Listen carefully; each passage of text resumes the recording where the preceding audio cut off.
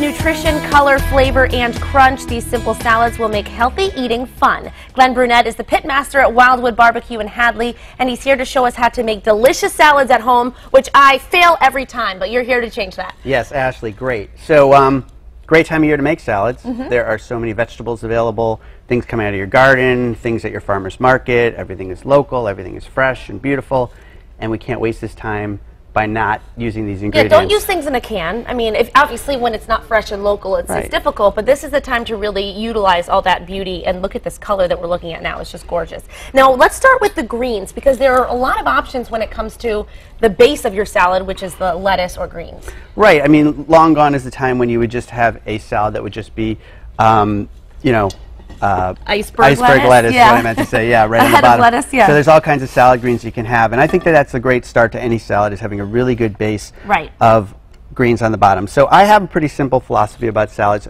You know, what we're talking about today is not just the salad that goes on the side of the plate.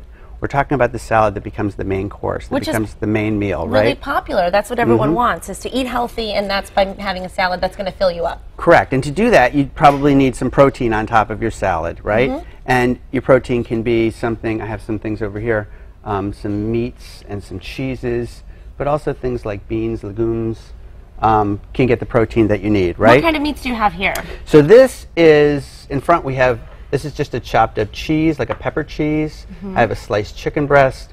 I have, this is some tempeh. These are burnt ends that come from the barbecue. Oh, I can smell the barbecue. and a bunch of different kinds of beans that we have here, right? So there's a lot of different options when it comes to adding a protein, which is going to make your salad a meal. Really, you could take, I mean, there's all kinds of things you probably have in your fridge right now. Yes, that you can do it. Yeah, no excuses. So what we're making today, the Green Monstah, right? Right, we're going to make a Green Monstah salad. This is something that we do at the restaurant, and you'd be surprised. I mean, we're a barbecue restaurant, but we sell a ton of salads, especially this time of year. Okay. So how are we going to start? All right, so first we're going to take some of these greens and put them in the bowl. Okay, let's do it. How much? I told you, I'm not very good at salads. So is that good? That's probably a good amount for one salad, right? Yeah. Okay, and then this salad has cheese, and for this cheese we're using, this is a goat cheese, or also called chev. Yeah, so good, so crumbled. Yeah, a decent amount of that. Okay. I mean, I like goat cheese, so I would pour this whole bowl in. Right, so you're making the salad, so you put on what you'd like. Okay, that probably is good. That's good, yeah. And then it has cranberries, which add a nice sweetness. Yes, and it's nice to have the variety of colors, too. It makes it look tastier. Right. And then you have, these are candied walnuts. Are these homemade? These are homemade, and the recipe is on the website. Oh, yes. And they're not hard to make. Really? Not hard at all. Okay, and they're way better than just walnuts. All right, and then? And then we dress the top with some sliced green apple. Very good. Okay, so then is there anything else that goes into this? Nope, this is pretty much straightforward what this salad is, unless, of course, at the restaurant you can order the salad and you can have meat put on top. So all the meats that we have at the restaurant can go on top. So you've turned it into being sort of a light salad to being something that is more satisfying. Being dinner or lunch. Wonderful. We're going to be back with you in just a bit. We're going to make edible salad bowls and dressing. Looking forward to that, Glenn. Thank you so much. Yeah. Welcome back to Mass Appeal. We are back in the kitchen with Glenn Brunette, the pit master at Wildwood Barbecue in Hadley. Glenn, earlier you had me assemble the Green Monstah salad. Now we're going to make an edible bowl. Right, we're going to do a nifty trick that's going to dress the salad up and make it seem more like a meal salad, right? Right. So these are fun. So these are molds for taking a tortilla and making an edible salad bowl. And they come in different sizes. They're pretty easy to get. I believe I got these at, you know, any department store, yeah, without mentioning a store, right? Yep. And then this is the bigger version, which we'll make a salad bowl with, right? So what we need is a tortilla. Okay. And we lay it in here, Ashley. And you don't have to, do you have to put any, like, spray in there or anything? Not at all, because it's non-stick. Great. We got that. And then we're going to put that in the oven for about 10 minutes. What temperature? We could put that in the oven about 325 for 10 minutes. And then you have... Then it comes out, and you have... And then it comes out, and you have something like this. Voila. That is so cool. And what's really cool about it is that it's baked. So it's not fried.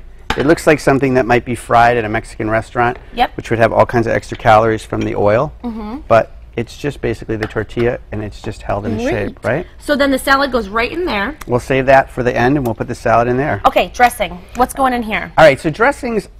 are really easy to make, and yet we buy them at the store. We buy bottle dressings, and we don't know what's in them. We pay a lot more for them. It's for convenience. It's for convenience, but really, you can make a few quarts of dressing. You can put it in your refrigerator. It'll hold for a month. There's no excuse not to try to make a simple dressing with simple ingredients and simple tools, which most likely you have, right? Yeah, exactly. Okay. So you want me to put everything in here? Tell me what we're adding. Okay, so we're going to put the onions and the tomatoes right in. Okay. Onions and tomatoes. And the measurements are in the recipe. Yes, on my But we have them weighed out here. And Okay. then the garlic, the salt, the pepper, and the basil. Okay, so far super easy and super easy. And it's great if you can make a dressing with in-season vegetables. Right, how nice are our tomatoes right now? Beautiful. So there's 1 tablespoon of Dijon mustard, which you're going to add. Okay. And some basil leaves that came right out of the garden, which we don't need to chop because we're going to chop everything. Great. And then next, you want to add that balsamic vinegar, Ashley. Yeah, and everything here too is really, really affordable. Really affordable, real fresh, and you're in control, right? Yes. There's no xanthium gum. Yeah, there's nothing crazy that you can't pronounce. All right, here we go. Mix it all together. Now, I have all this oil here. Is that going in there as well? Right, the oil is going in, but the oil is going in slowly. By putting in the oil slowly, you're going to create an emulsification. Like this? Yes, like that. Slower. And then let me show you something that's kind of neat about most food processors. You might not realize it, but they have this piece that goes on top, which has a little hole in it. And if you pour this in here, it will regulate the speed for you. Look at that. I learned something new. And so then you want to pour all that oil in. There's this extra virgin olive oil? Or just it's half and half. It's half extra virgin olive oil and half salad oil. I find that straight olive oil can be too strong.